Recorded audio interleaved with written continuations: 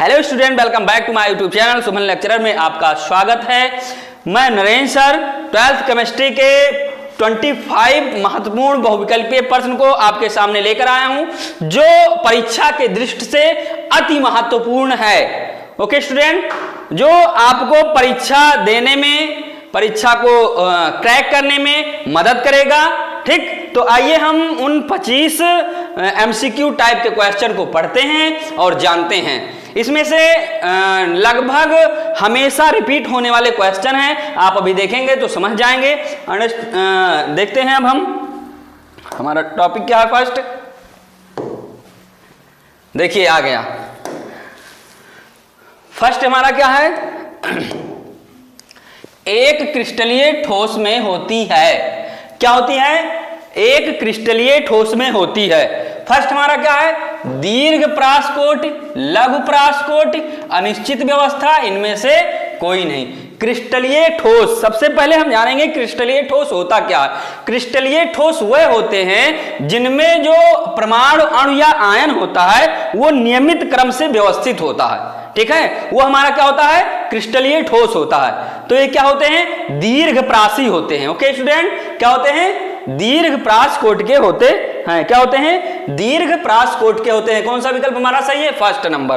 कौन सा सही है? First number. क्या होते हैं ये, दीर्घ परासकोट के होते हैं, क्योंकि इनके जो परमाणु, अणु या आयन होते हैं, इनकी जो व्यवस्था होती है वो क्या होती है, एकदम निश्चित होती है, नियमित होती है। इसलिए क्या होते हैं, दीर्घ परासकोट के कहे जाते हैं। ओके स्टूडेंट, नेक्स्ट हमारा है दूसरा है प्लास्टिक है। सबसे पहले जानेंगे प्लास्टिक है। क्या दिया गया है, आयनिक ठोस, धात्विक ठोस, अक्रिस्टलीय ठोस और आणविक ठोस। अब हम देखते हैं कि प्लास्टिक होता क्या है। पॉलीमराइजेशन से प्लास्टिक का निर्माण, एथिलीन से क्या बनता है, एथिलीन के पॉलीमराइजेशन से क्या बनता है, प्लास्टिक का निर्माण होता है। इसमें पहला दिया गया है आयनिक ठोस। क्या दिया गया है, आयनिक ठोस। तो आयनिक ठोस को हम पढ़ते हैं, इसमें आयन के वजह से नियमित आकार देता है, वो आयनिक ठोस कहलाता है, जैसे NaCl। ठीक, ये हमारा आयनिक ठोस हो जाएगा। ठीक, धातु के वजह से MgCl, ठीक, धात्विक ठोस हो जाएगा। ओके, अब जो प्लास्टिक है वो क्या है, हमारा अक्रिस्टलीय ठोस है। क्या है, अक्रिस्टलीय ठोस होता है। अक्रिस्टलीय ठोस क्यों कहे जाते हैं प्लास्टिक? क्योंकि इनके अणु, परमाणु या आयन क्या होते हैं, अणु, परमाणु या आयन। हम यहां लिख देते हैं अणु, परमाणु या आयन। ठीक, जो अणु, परमाणु या आयन होते हैं वो क्या होते हैं, नियमित तरीके से व्यवस्थित नहीं होते हैं, अनियमित होते हैं। अगर उनको देखा जाए तो कोई यहां, कोई यहां, कोई यहां, कोई यहां, ऐसे उनके क्या होते हैं, परमाणु, अणु या आयन व्यवस्थित होते हैं, इसलिए इन्हें अक्रिस्टलीय ठोस कहा जाता है। जब आप लोग ठोस पढ़े होंगे तो उसमें क्रिस्टलीय और अक्रिस्टलीय के बारे में बताया गया होगा। ओके स्टूडेंट, अब हम चलते हैं नेक्स्ट क्वेश्चन पर। निम्न में से क्रिस्टलीय ठोस का उदाहरण है। अब ये कह रहा है क्रिस्टलीय ठोस आ गया। ठीक, क्रिस्टलीय ठोस में क्या होता है, अणु, परमाणु या आयन। ठीक, क्या होते हैं, अणु, परमाणु या आयन के जो आकार होता है वो क्या होता है, निश्चित होता है, नियमित आकार होता है। क्या होता है, नियमित होता है।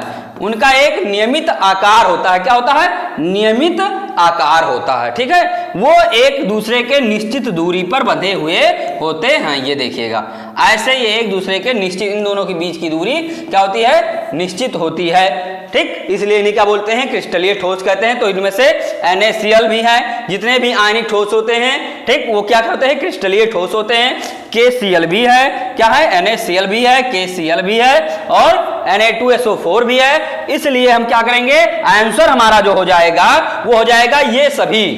ये भी है, ये भी है, ये भी है, तो इसका मतलब क्या हुआ, ये सभी। लास्ट ऑप्शन हमारा क्या है, ये सभी। ओके, अब देखते हैं निम्नलिखित में से किसका गलनांक उच्च होता है। बहुत ही महत्वपूर्ण क्वेश्चन है ये, आपके परीक्षा के दृष्टि से बहुत ही महत्वपूर्ण क्वेश्चन है। कई बार रिपीट हुआ ये क्वेश्चन। VVI लगा लीजिए इसको, ठीक, VVI, ठीक, VVIP लगा लीजिए इसको। बहुत ही महत्वपूर्ण क्वेश्चन है परीक्षा के दृष्टि से। स्टूडेंट ध्यान से पढ़िएगा, निम्नलिखित ठोसों में से किसका गलनांक उच्च होता है? ध्यान दीजिएगा इस बात को। अब गलनांक की बात आती है तो गलनांक होता क्या है? गलनांक होता क्या है? आप लोग पढ़े होंगे 10th में 9th में। गलनांक वह होते हैं, गलनांक उसे कहते हैं, क्या होते हैं, जो जिस ताप पर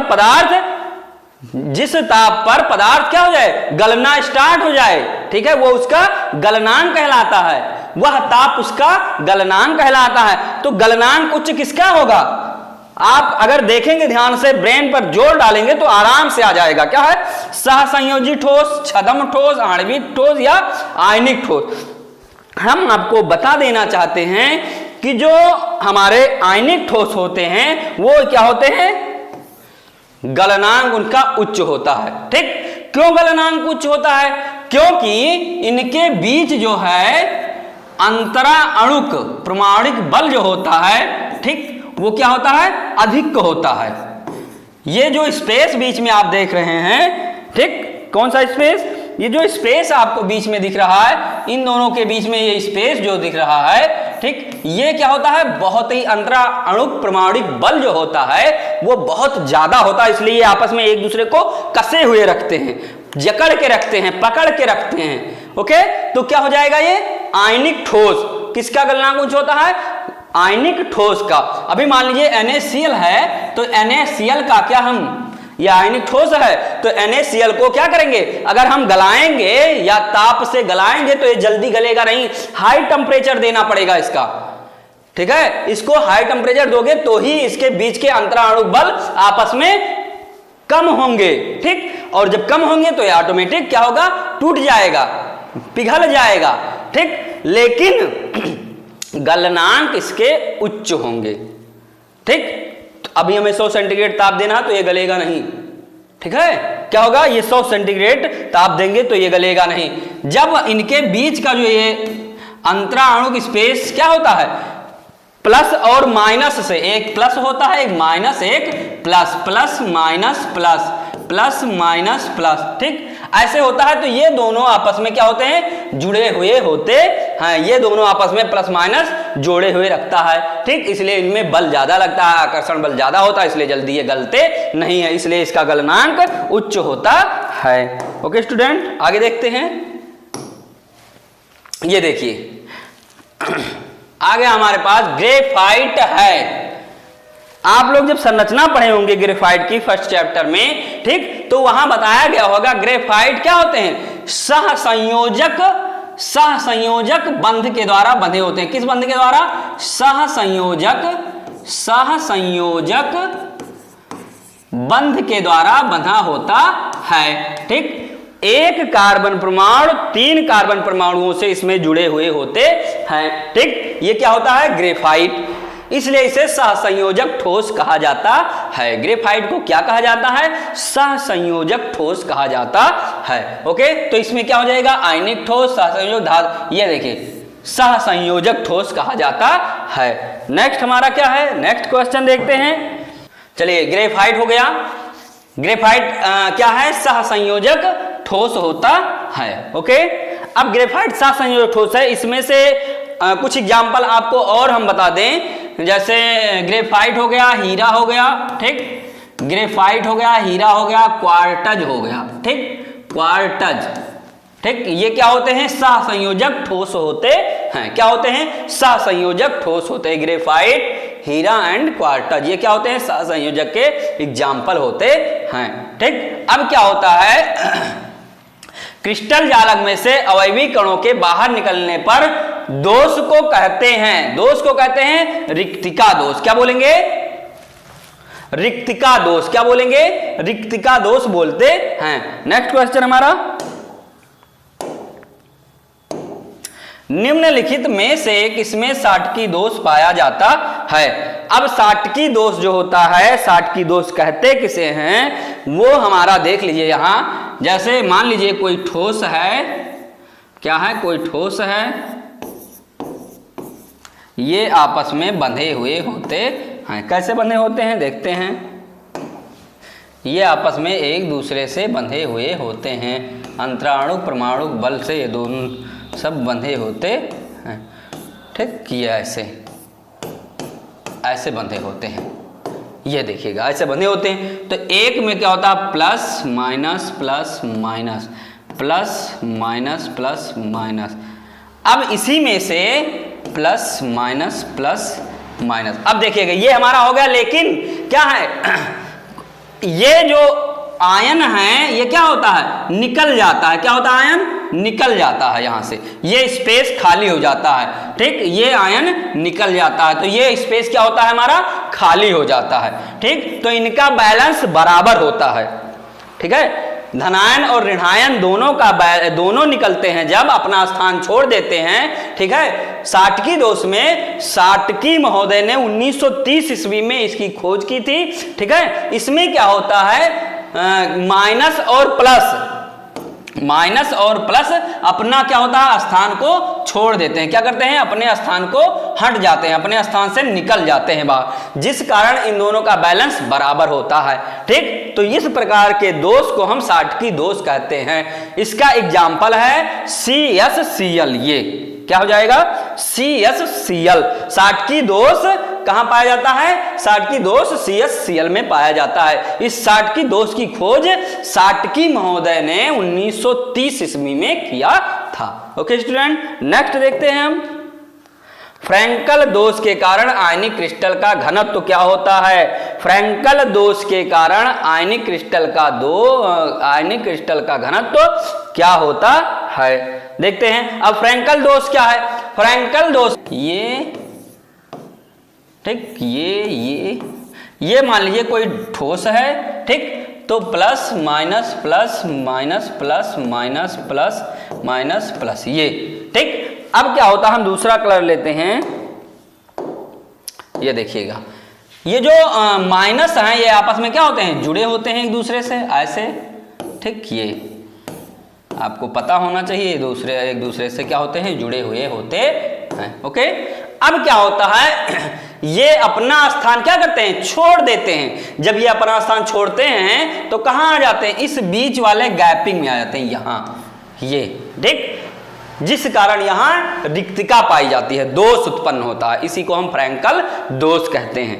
ठीक, अब फ्रैंकल दोष ये हो गया, फ्रैंकल दोष। फ्रैंकल महोदय ने फ्रैंकल दोष की खोज की थी सन 1926 ईस्वी में। कितने में, सन 1926 ईस्वी में फ्रैंकल ने फ्रैंकल दोष की खोज किया था। ओके स्टूडेंट, फ्रैंकल दोष के कारण आयनिक क्रिस्टल का घनत्व तो क्या होता है, घटता है, परिवर्तित होता है, बढ़ता है या स्थिर रहता है। तो क्या हो जाएगा हमारा, स्थिर रहता है। क्या होता है, स्थिर रहता है। इसमें कोई घनत्व में कोई परिवर्तन नहीं होता है। ठीक, इसलिए इनका घनत्व तो क्या होता है, स्थिर रहता है। ओके, नेक्स्ट देखते हैं हम। चलिए 9 क्वेश्चन देखते हैं। चलिए 9 क्वेश्चन देखते हैं। क्रिस्टल के घनत्व को कम करने वाला बिंदु दोष है, क्या होता है, क्रिस्टल के घनत्व को कम करने वाला बिंदु दोष कौन सा होता है, साटकी दोष। क्या होता है, साटकी दोष। क्यों बिंदु दोष है, ये घनत्व को कम क्यों करता है, क्योंकि अभी हम बताए हैं जो प्लस और माइनस होता है इनका जो जब अभी अपना स्थान छोड़ते हैं, प्लस माइनस क्या होते हैं, जब प्लस माइनस अपना स्थान छोड़ते हैं तो क्या होता है, ये उदासीन हो जाते हैं। ठीक है, क्या होते हैं, ये उदासीन हो जाते हैं, इसलिए इनके क्या होता है, घनत्व कम हो जाता है। क्या होता है, इसलिए इनका घनत्व कम हो जाता है। जब प्लस माइनस छोड़ देंगे अपना स्थान तो क्या हो जाएंगे, उदासीन हो जाता है। उदासीन होंगे तो इनका घनत्व कम हो जाता है। किसमें, साटकी दोष में। क्वेश्चन नंबर 9 का क्या सही है। ठीक, साटकी दोष पाया जाता है। हमने बताया था साटकी दोष समस्त आयनिक में पाया जाता है। तो साटकी NaCl Na+Cal में विघटित होगा, AgBr Ag+Br minus, KBr K+Br minus में, तो इसका मतलब इन सभी में होगा। ठीक, साटकी दोष पाया जाता है, इन सभी में पाया जाता है। साटकी दोष कहाँ पाया जाता है, इन सभी में पाया जाता है। ओके, अब आता है नेक्स्ट क्वेश्चन। क्रिस्टल जालक में ऋणायनों के द्वारा उत्पन्न रिक्त स्थान इलेक्ट्रॉन युक्त कहलाता है। ठीक, अब क्रिस्टल जालक जो होते हैं उसमें इलेक्ट्रॉन जब क्या होते हैं, रिक्त हो जाते हैं, तो उन्हें हम क्या कहते हैं, उन्हें हम एफ केंद्र बोलते हैं। क्या बोलते हैं? एफ केंद्र कहते हैं। एफ केंद्रों की उपस्थिति क्रिस्टल को बना देती है, क्या बनाती है? एफ केंद्र की उपस्थिति क्रिस्टल को बना देती है, रंगीन बना देती है। क्या बना देती है? रंगीन बना देती है। ठीक, क्या बना देती है? रंगीन बना देती है। एफ केंद्रों की उपस्थिति क्रिस्टल को बना देती है क्या? रंगीन। क्यों? एफ केंद्र जो होते हैं, एफ केंद्र में ही क्या पाए जाते हैं? हमारे इलेक्ट्रॉन पाए जाते हैं। क्या पाए जाते हैं? एफ केंद्र में ही हमारे इलेक्ट्रॉन पाए जाते हैं, जो इलेक्ट्रॉन क्या करता है? रंगीन बना देता है। ओके स्टूडेंट, देख लीजिएगा इसके बाद। नेक्स्ट हमारा क्या है? 12th हो गया। 13 नंबर क्वेश्चन को देखते हैं। ठीक, जिसमें से आप देख लीजिए, ये बहुत ही इंपॉर्टेंट क्वेश्चन है, इसको देख लीजिएगा। ये क्वेश्चन 9 नंबर क्वेश्चन क्या है? क्रिस्टल के घनत्व को कम करने वाला बिंदु दोष है, क्या हो जाएगा? शॉटकी दोष। क्यों होता है? कम कर देता है घनत्व को, क्योंकि प्लस और माइनस जो होते हैं, क्या होते हैं? प्लस और माइनस का संतुलन बराबर हो जाता है, इसलिए उदासीन हो जाता है, इसलिए इनका घनत्व कम हो जाता है। ठीक, आगे देखिएगा। नेक्स्ट हमारा, चलिए 13 नंबर क्वेश्चन हम देखते हैं। ZnO के क्रिस्टल जालक को गर्म करने पर किस प्रकार का दोष उत्पन्न होता है? अब किस प्रकार का दोष उत्पन्न होता है, इसको आप देखिएगा। क्या है? बिंदु दोष, रिक्तिका दोष, रेखीय दोष या अंतराकाशी दोष। जब इसको गर्म कर देंगे ZnO को जब हम गर्म करते हैं, ठीक, तो इसका घनत्व क्या होता है? बढ़ता है। ठीक, जब बढ़ेगा घनत्व तो इलेक्ट्रॉन दूर दूर जाएंगे, तो कौन सा दोष होगा? अंतराकाशी दोष होगा। क्या होगा? अंतराकाशी दोष होता है। कौन सा दोष होगा? अंतराकाशी दोष होगा। क्वेश्चन नंबर 13 का 4th नंबर घ सही है। Be2+ होता है, ध्यान दीजिएगा, क्या होता है? Be2+ होता है। बहुत ही महत्वपूर्ण क्वेश्चन है ये जो क्वेश्चन, इसको आप टिक कर लीजिए, ये कहीं जाया नहीं जाएगा आपका मेहनत। ठीक है, Be2+ होता है। क्या होता है Be2+? Be2+ अनचुंबकीय होता है, फेरी चुंबकीय होता है, प्रतिचुंबकीय, कि इनमें से कोई नहीं। अब आपको यहां देखना है कि Be जो 2+ है वो अनुचुंबकीय है कि प्रतिचुंबकीय है।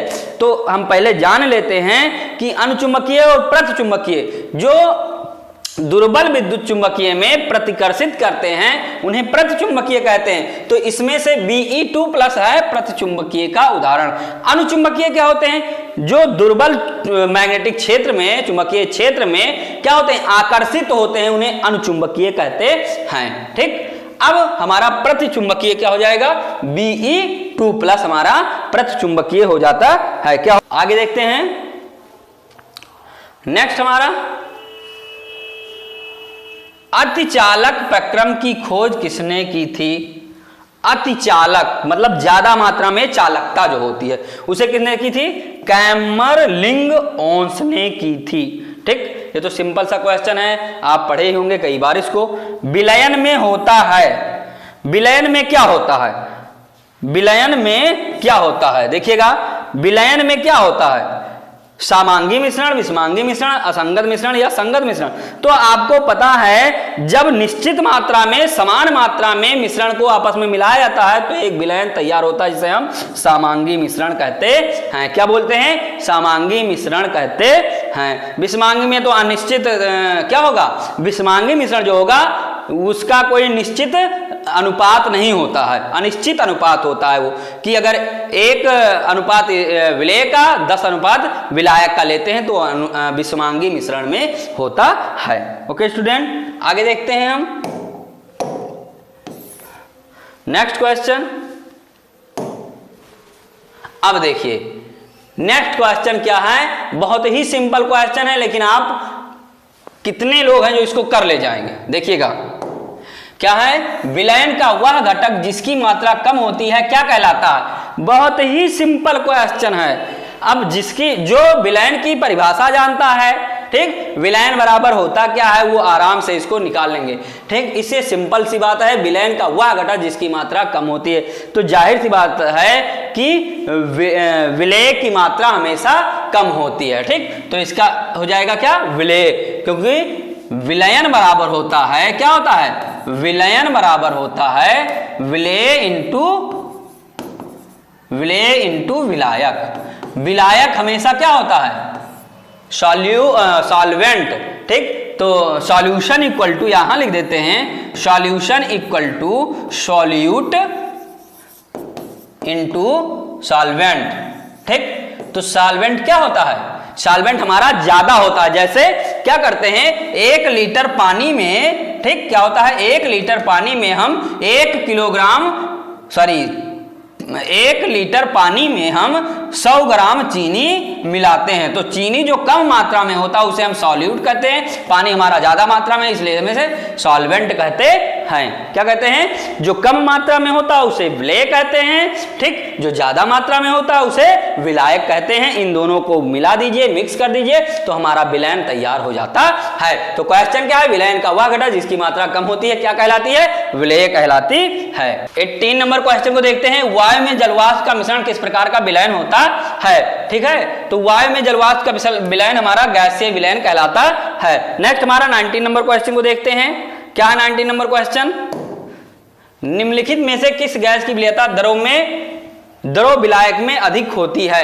क्या होती है, द्रव विलायक में सबसे अधिक किसमें होती है, HCl गैस में होती है। क्या होती है, HCl गैस में होती है। निम्नलिखित में से किस गैस की विलेयता द्रव विलायक में अधिक होती है, द्रव विलायक में सबसे ज्यादा HCl में होगी, ठीक। ये भी इंपॉर्टेंट क्वेश्चन है, इसको भी आप नोट कर लीजिएगा बहुत ज्यादा, ठीक। नेक्स्ट हमारा क्या है, ताप में वृद्धि करने पर He गैस की जल में विलेयता पर क्या प्रभाव पड़ेगा। क्या होगा, विलेयता, वैसे जब भी ताप गैसों पर दिया जाता है तो विलेयता हमेशा घटती है, लेकिन जो He है, हाइड्रोजन है या अक्रिय गैस है, इनमें विलेयता क्या होती है, बढ़ती है। Just opposite, vice versa, okay. क्या होती है, ताप में वृद्धि करने पर He गैस की जल में विलेयता पर क्या प्रभाव पड़ेगा, विलेयता बढ़ेगी, ठीक है, ये ध्यान दीजिएगा।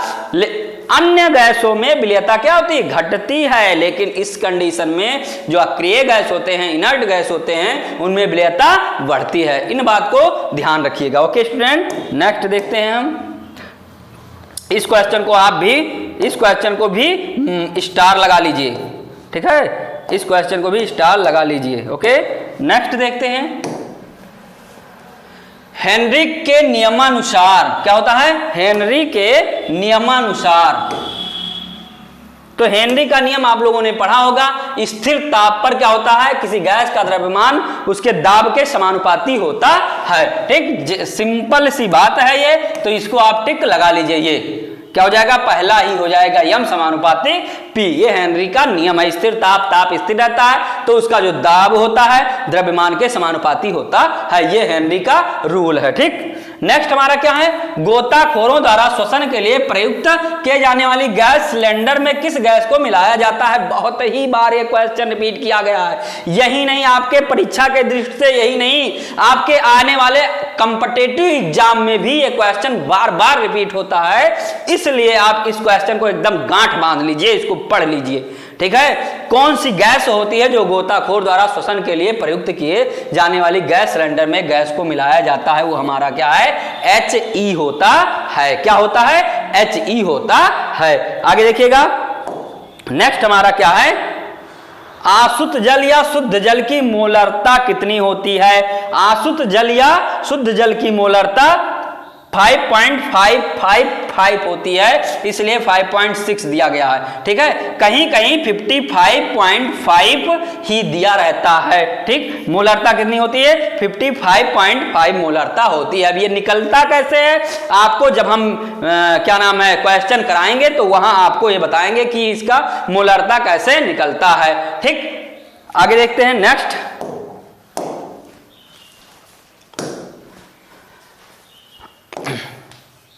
निम्नांकित में से कौन सा अणुसंख्य गुणधर्म को दर्शाता है। अब अणुसंख्य गुणधर्म को जो दर्शाता है वो हमारा क्या है, परासरण दाब कि कितने अणुसंख्य 1 ग्राम में जाते हैं, वो हमारा परासरण दाब दर्शाता है। जल का मोलल उन्नयन स्थिरांक कितना होता है?